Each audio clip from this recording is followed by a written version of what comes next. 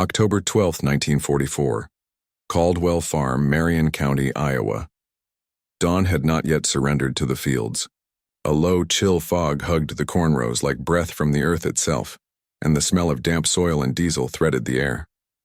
In the dim, an army of silhouettes moved, not the rigid parade the men had known in training, but a small convoy of weary figures.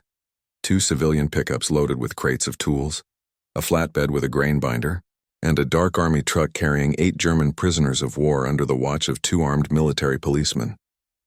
The POWs stepped down one by one, their boots sinking into the softened ground, uniforms hanging loose, faded feldgrau patched and stained from travel. Stahlhelme long gone. A couple still held their mess kits and Red Cross parcels tied in string. They carried themselves with the kind of fatigue that sat in the bones, not only in the legs. Feldwebel Erich Müller was the first to step off the truck. His rank braid was frayed, his service tunic buttoned up to the throat despite the humid morning. A thin scar nicked his left cheek. He clutched his cap in both hands like sacrament. Beside him, Gefreiter Hans Becker squinted at the sky, the light forcing him to blink. Leutnant Otto Neumann, younger and straighter, walked with a ledger tucked under an arm as if trying to keep account of something larger than the moment. Their breath came out in small white clouds. A small wooden tag, Provost 2nd Div, was tied to one man's wrist, a crude and unmistakable sign of captivity. From the farmhouse, a figure appeared. Samuel Caldwell, late 40s, hands the color of tobacco and knuckles split from years of fence mending. He had on a flannel shirt, suspenders, and a battered felt hat that had seen more August suns than winters. Next to him, Etta Caldwell brought a thermos and a box of coffee cakes, and the 17-year-old daughter, Mary, wiping sleep from her eyes, held a towel. Sam's gaze did not rest on the soldier's uniform so much as it did on the men themselves, on their tired faces, the hollow beneath the eyes, the silent way they catalogued the world in foreign shapes. The military policeman did not look eager. Corporal James Jimmy Hawkins kept his carbine slung but loose. His jaw was set like a man who had been told to make the best of a thing he didn't agree with.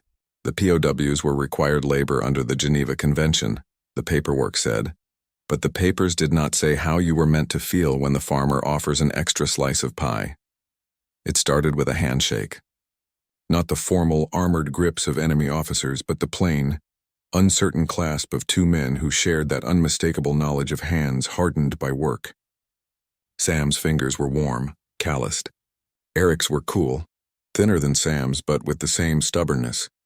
"Morning," Sam said, his voice rough from morning chores. The word landed like a seed. For a moment, the shapes of ideology, the slogans shouted through radios back in Germany, were as far away as the stars. Eric looked at the farmhouse, at the American flag flapping gently from the porch, and something flickered across his face. Confusion, then a careful, almost mechanical bow of the head. He did not raise a hand in salute. He offered instead the barest of German civilities, Guten Morgen. His accent folded the vowels like a map. Tasks were assigned with the blunt economy of farmers. Stack the crates, hitch the binder to the tractor with a chain, get the hay wagon ready. The POWs moved with a mix of military precision and agricultural naivety. Hans, who had been a baker before the war, handled the ropes with the same care he would have folded dough. Neat, patient. Otto, captain of nothing now, fell into the mechanical rhythm of a man who had always followed orders. The farmer's hired hand. Tom Whitaker barked commands and then, half a beat later, softened them as he realized the men he addressed were not automatons but human. The binder's engine coughed to life, an old international harvester, patched and oiled, a tool of necessity that grumbled like a sleeping beast. The smell of oil and gasoline mixed with the sweeter warm smell of cut corn and hay. The first pass down the field sent up a spray of gold and dust. The men worked in a choreography that was at once clumsy and intimate, one steadying the cutter bar, another piling sheaves, a third stacking bundles on the wagon. The American rhythm, dictated by seasons, began to teach a new cadence to the German bodies that had known only campaigns. During a lull, Etta emerged with coffee in tin cups. She moved among the men with a grace that came from raising 3 boys and running a household under constant uncertainty. She served the coffee without looking to the MPs for permission. A simple human act that carried the weight of tacit approval. Erich took his cup with both hands and for a long beat just smelled it like a benediction. The coffee was strong, black enough to burn the tongue, sweetened with a touch of condensed milk. For many of the prisoners, it was the first cup they'd had not rationed into bitter survival. Conversations were tentative. Language, broken words, gestures, and the universal grammar of fatigue bridged the gap. Sam tried out German phrases he'd learned from mail-order language guides. The men corrected his pronunciation with shy smiles. Hans talked about bread, about a mother who kneaded loaves by hand. Otto, with an ink stain on his cuff, spoke of maps and numbers rather than guns. Their voices dropped low around topics that felt dangerous to name, and for reasons neither party could fully explain. The harvest field became a place where such dangers dissolved into work. They ate together at noon, on a rough plank table set out on the shade of the barn. The meal was simple: fried chicken, boiled potatoes, cornbread, green beans simmered with bacon. The plates were heavy with food, and for many of the POWs the portion felt like an indulgence. Erich hesitated before picking up a piece of chicken as if the act itself required a moral reckoning. Sam clapped him on the shoulder and said, "Eat, you'll need the strength."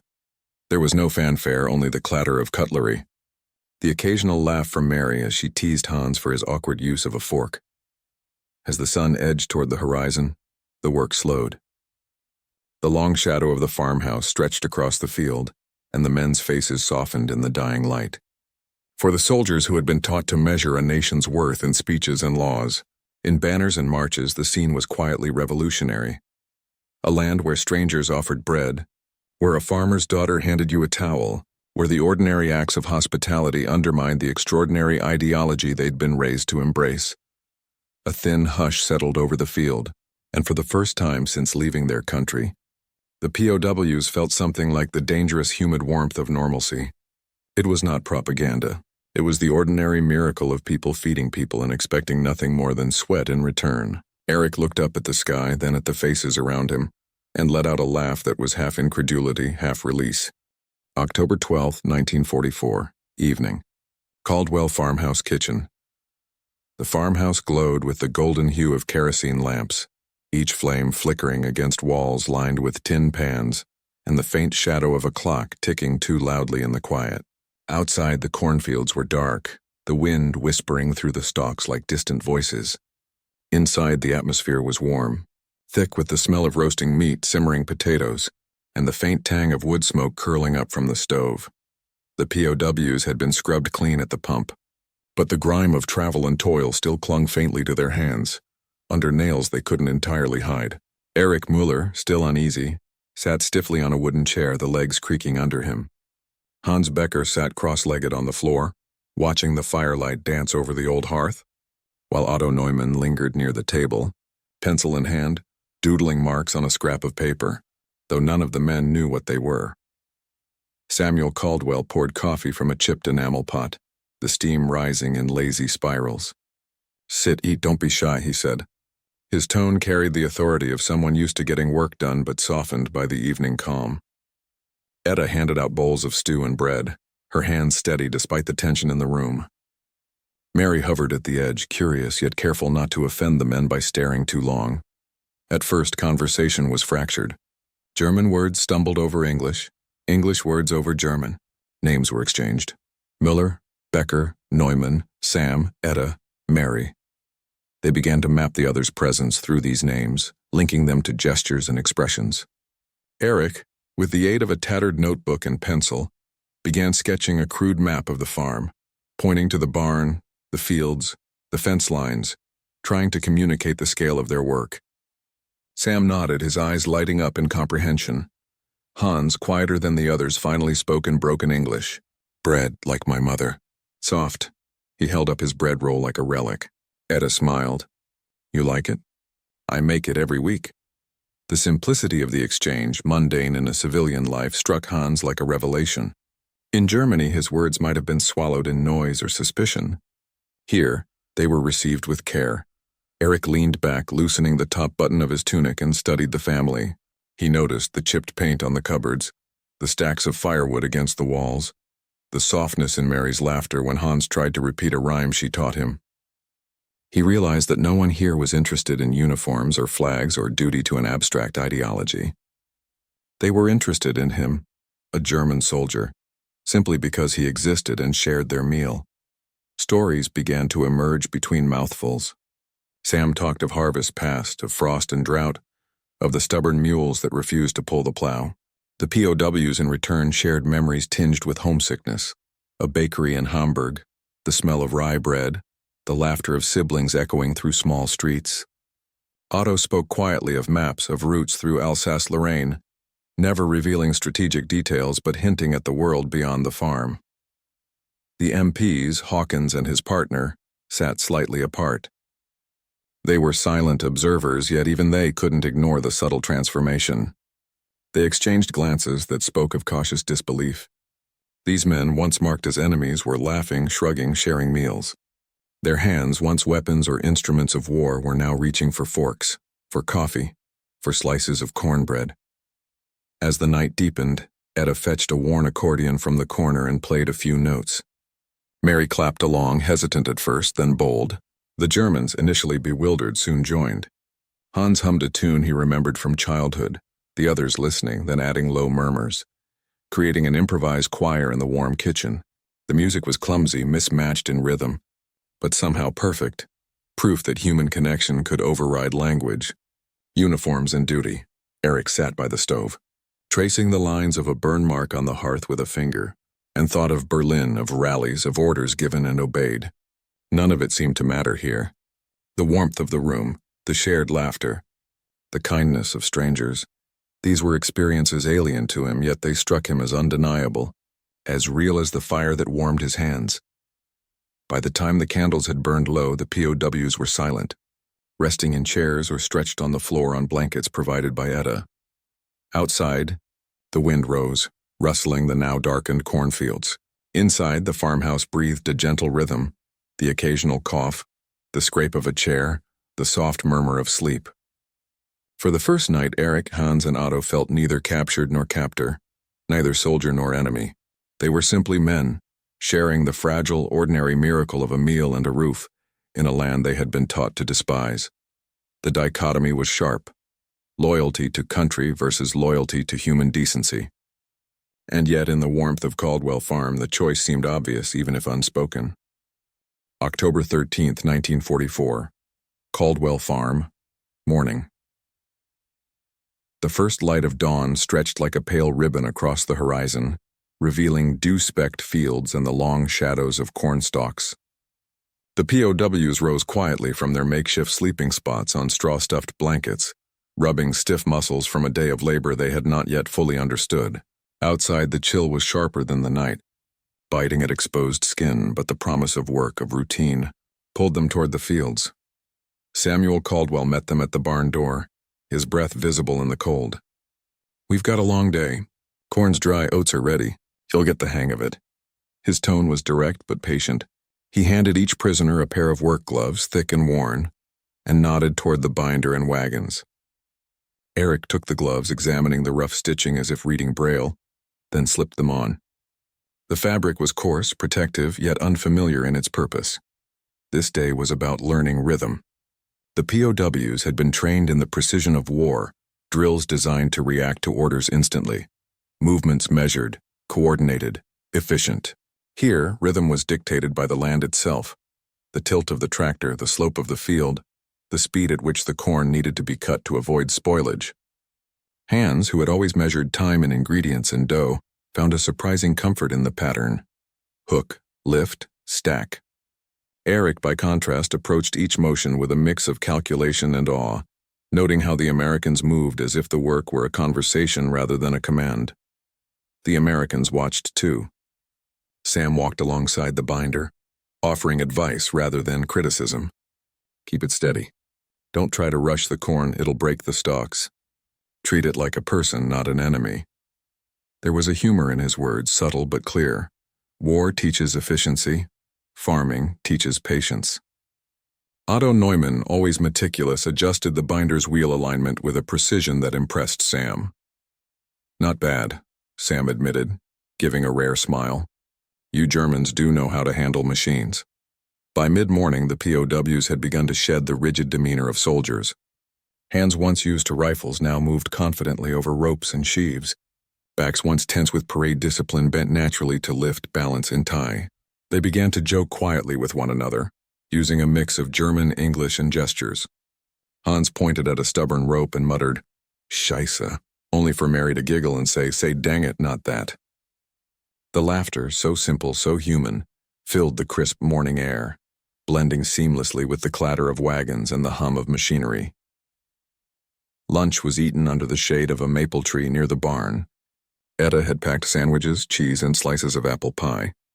The POWs ate more freely now, helping themselves without hesitation, though politeness tempered their actions.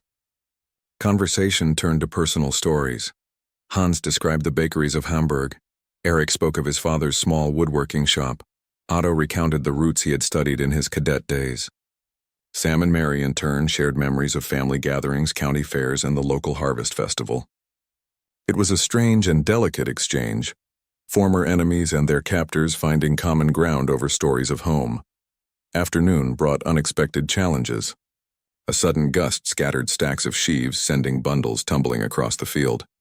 The POWs reacted instantly, not with drills but with improvisation. They ran, gathered, and restacked, coordinating with the American farmhands as though they were performing a well-rehearsed dance.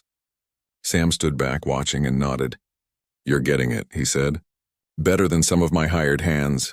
There was no malice, only acknowledgement.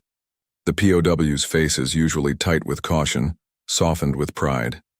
By sunset, the field bore the evidence of collaboration: neat stacks of corn, wagons loaded, and rows cleared with surprising efficiency. The men stood together, breathing heavily. Dirt streaked across uniforms and faces. Erich looked at the land, at the results of their labor, and felt a quiet satisfaction he had never associated with the enemy. The farm, in its slow, deliberate pace, had reshaped something in him. The understanding that productivity could exist without violence, discipline without fear. Back at the farmhouse, the evening meal repeated the pattern of the night before: shared plates, shared stories, shared laughter. The POWs began to recognize names not as titles or ranks but as people: Sam, Etta, Mary. Hawkins and his partner softened too, allowing themselves to laugh when Hans struggled with a fork. The bonds forming here were subtle yet profound, small gestures building a bridge across continents and conflict. As night fell, Erich lingered near the barn, watching the stars emerge over the fields. The hum of insects, the distant creak of a tractor left idle, and the soft murmur of the farmhouse created a symphony of peace. For a man raised on the harsh doctrine of obedience and ideology, the contrast could not have been sharper. War demanded fear. Here the land demanded care, patience, and cooperation. And in that difference lay a revelation that would haunt him long after he returned to uniformed service. That kindness, in its simplest form, could feel like the most radical act of all. October 14, 1944. Caldwell Farm. Dawn. The wind carried a sharper bite that morning, rustling the corn stalks and stirring the smell of damp earth. The POWs emerged from the farmhouse with a newfound confidence. Their hands, once tentative on ropes and wagon handles, now moved with purpose, muscles remembering the work of yesterday. Sam Caldwell had introduced a new task. The oats needed harvesting before frost could ruin the grain, and it was heavier, trickier work than the corn. Erich Müller and Hans Becker approached the task with a mix of eagerness and caution. The sickles were unfamiliar, the bundles heavy, yet the rhythm of cutting, tying, and stacking became almost meditative. Otto Neumann, standing near the wagon, directed the placement of the bundles, adjusting their angles for maximum stability. His military precision, once applied to maneuvers and formations, now optimized the efficiency of the harvest. The irony was not lost on anyone. Here, strategy served nourishment rather than destruction. Mid-morning brought an unplanned test of camaraderie. A sudden downpour swept across the fields, turning paths into slick mud and threatening to topple stacks of oats. The POWs and American farmhands scrambled together, shouting instructions over the roar of rain. Hands interlocked, lifting sheaves, dragging wagons, covering the harvest with tarps. Hans slipped, mud coating his uniform, and Erich caught him by the shoulder. The touch was brief, instinctive, and silent, a wordless acknowledgement of shared struggle. In that instant, distinctions of nationality and rank dissolved into something more primal: human solidarity.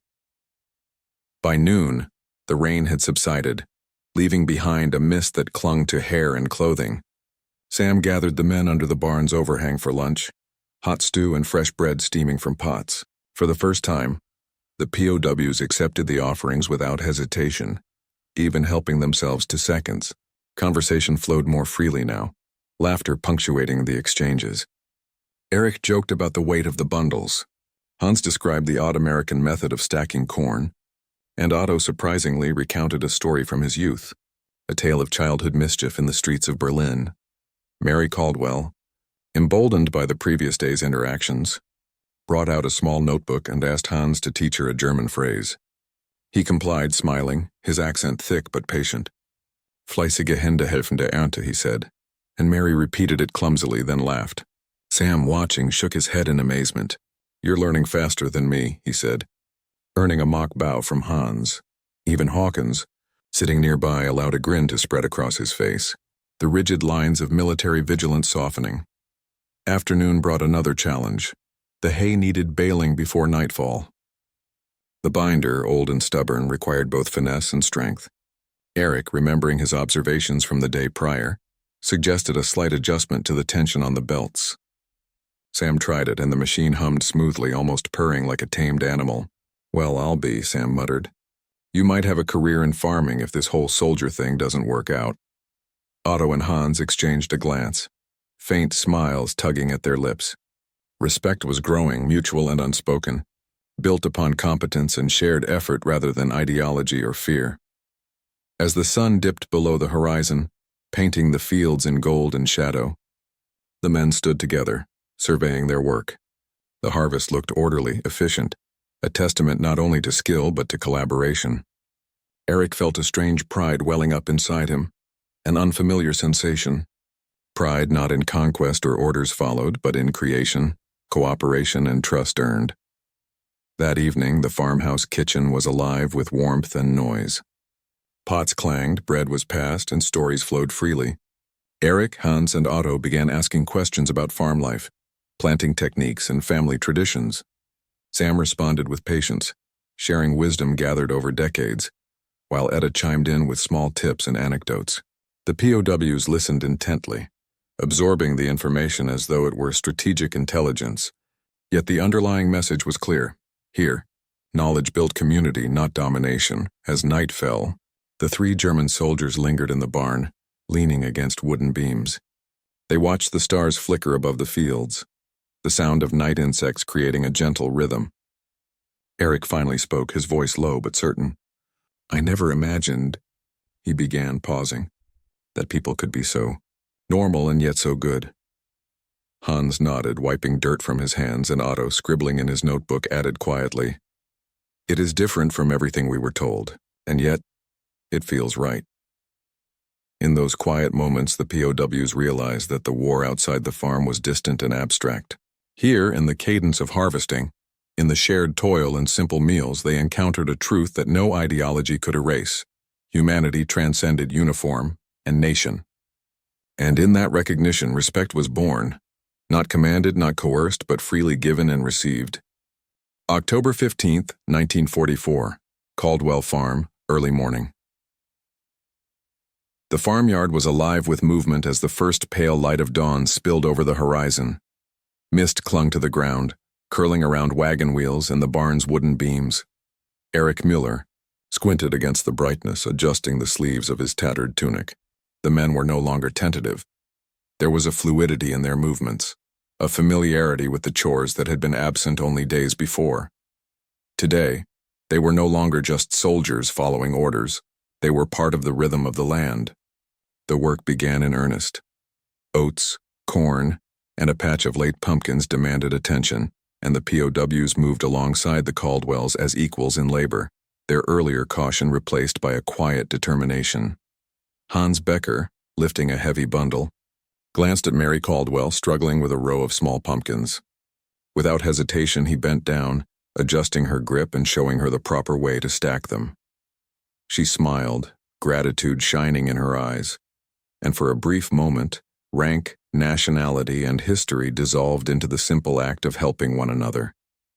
Erich found himself paired with Sam on the tractor, guiding the wagon across uneven ground. Sam spoke of soil types, crop rotation, and the patience needed to coax life from stubborn earth. Erich listened closely, asking questions with genuine curiosity. He marveled at the precision and care required for something so mundane, a stark contrast to the mechanical brutality of combat. "In Germany, I knew only orders and efficiency," he admitted quietly. Sam nodded, understanding more than he expected. "Here, efficiency still matters," he said, "but kindness matters more." By mid-morning, Hawkins approached the barn, watching silently as Otto Neumann expertly repaired a broken wagon axle. The corporal's eyes softened. He had been skeptical, at first convinced that POWs were nothing more than a forced labor resource. Now, seeing their skill, their willingness, and their evident respect for the farm, he felt an unexpected shift in perspective. The men weren't enemies. They were individuals, capable of learning, helping, and connecting in ways he hadn't anticipated. Lunchtime brought a remarkable moment. Etta had prepared a large stew and fresh rolls, and as everyone sat down together, conversation flowed effortlessly. Erich recounted a childhood memory of his father teaching him carpentry. Hans described the meticulous work in his family bakery. Otto, usually quiet, shared a brief story of a summer in the countryside outside Berlin. Mary eagerly asked questions, laughing at Hans's imperfect English, while Sam and Etta offered gentle corrections and encouragement. The kitchen, filled with clatter and warmth, became a sanctuary where differences were bridges rather than walls. The afternoon presented an unusual challenge. A section of corn had been knocked over in the night by strong wind, and the men needed to restack it before spoilage.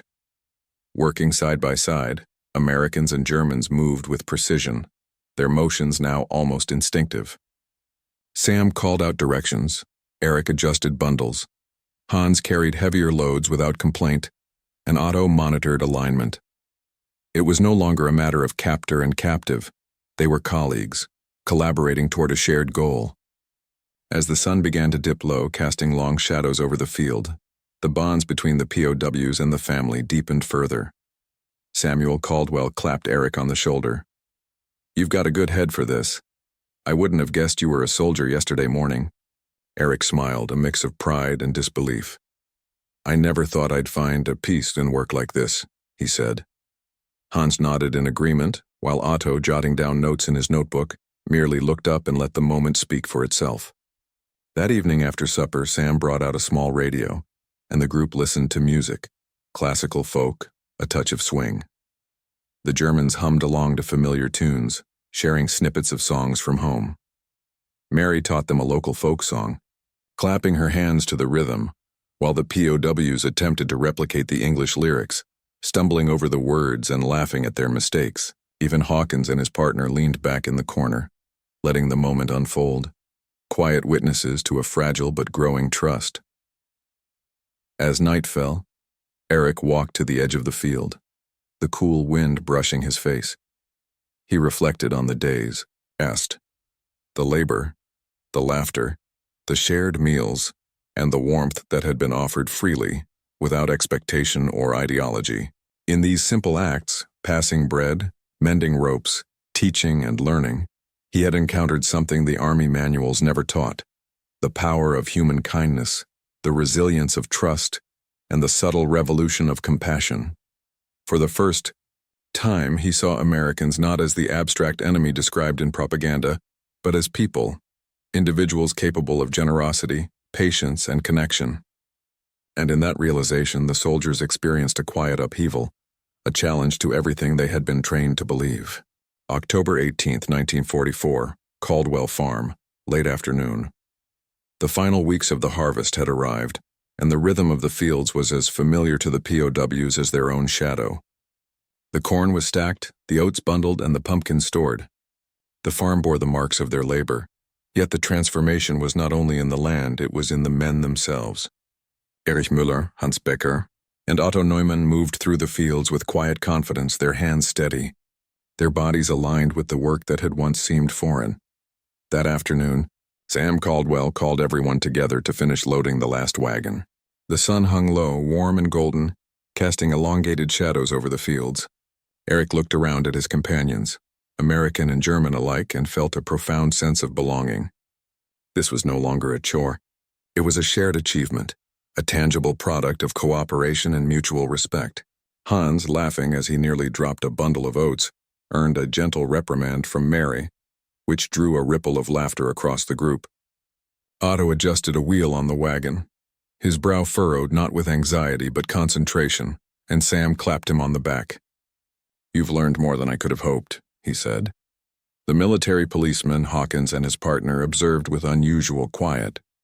The POWs were efficient, capable, and respectful, but the real transformation lay deeper, in the bonds forged across tables, around fires, and amidst rows of grain. Hawkins, whose training had taught him to see these men as enemies, now saw them as people. He caught Erich's eye and gave a nod that was more than acknowledgement. It was recognition of shared humanity. That evening, as the men gathered in the farmhouse kitchen one last time, the air was thick with a mixture of nostalgia and gratitude. Etta served hot soup and bread, while Mary laid out small scraps of pie. Conversation flowed easily, stories of childhood and past harvests intermingling with tales from Germany, of bakeries, carpentry shops, and quiet streets in Berlin. The Germans spoke with more ease, laughter punctuating their words, their eyes brighter, less burdened by suspicion and fear. Erich sat beside Sam, quietly observing the scene. "I have been taught all my life," he said softly, "that kindness is a weakness, that people outside Germany are to be feared. And yet," he gestured at the room, at the warmth, the laughter, the shared labor, "this has been the kindest I have ever been treated. I do not understand it fully, but I will never forget it." Sam placed a calloused hand over his shoulder. "Then remember it. Not just the food or the work, but the way people can treat one another, even in the middle of war." Hans and Mary shared a laugh over a song they had attempted earlier, while Otto quietly made sketches of the farm, the barns, and the lines of crops. His drawings captured not only the structures but the relationships, hands passing bundles, faces illuminated by lamplight, fleeting smiles shared across language barriers. In these sketches he preserved the memory of a world that had existed beyond battlefields and ideology, a world of simple decency. As night settled over Caldwell Farm, the men stepped outside to breathe in the crisp October air one last time. The fields were quiet, the wagons idle, the harvest complete. Stars punctured the sky, indifferent to borders or uniforms. Erich, looking up, felt a strange dissonance. The war still raged elsewhere. Orders still dictated lives, but here, in this pocket of earth and human connection, a different truth had taken root. The POWs would return to camps, to the distant rumble of trains and the monotony of confinement. Yet the lessons of Caldwell Farm would follow them. That trust can be built in shared labor, that compassion transcends nationality, that ordinary acts, meals shared, hands extended, laughter exchanged, carry a power no ideology can suppress. And for the American family, the experience would remain equally vivid. The unexpected courage, resilience, and humanity of the men they had welcomed as strangers, now transformed into friends. As the soldiers prepared to leave the next morning, Sam shook each of their hands. Etta pressed small parcels of bread and preserves into their bags, and Mary handed each a note, clumsily written with encouragement and farewells. Erich paused, looking back at the farmhouse, the barn, the rows of harvested crops, and whispered, This is what it means to be human." The POWs boarded the truck at dawn, their uniforms dusty, their hands calloused, their hearts forever changed. As the wheels turned and the fields receded, a quiet revolution had taken place. Not one of bullets and orders, but of trust, kindness, and shared humanity. For a brief fleeting moment in the midst of global war, a small corner of Iowa had rewritten the rules of what it meant to be a soldier, a captive, and a human being.